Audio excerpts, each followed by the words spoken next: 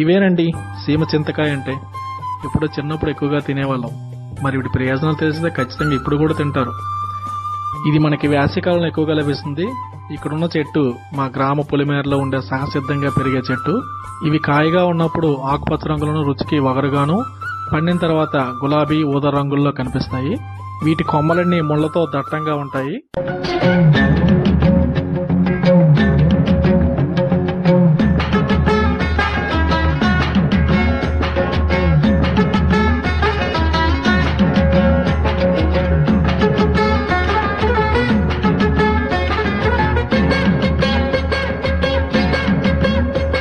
ఈ సీమ చింతకాయల్లో vitamin C, iron, magnesium, phosphorus అలాగే ఫైబర్ ఎక్కువగా ఉండి ఆరోగ్యానికి ఎంతో మేలు చేస్తుంది.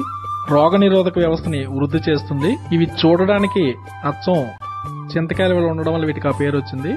మరి ఆరోగ్యానికి ఎన్నో ప్రయోజనాలు చేకూర్చే ప్రకృతి సహసిద్ధమైన సీజనల్ ఫ్రూట్స్ ను మీరు వినియోగిస్తారు కదూ.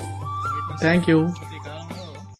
నిజమెప్పుడు మరువకు సామి, రైతన్నను విడువకు సామి.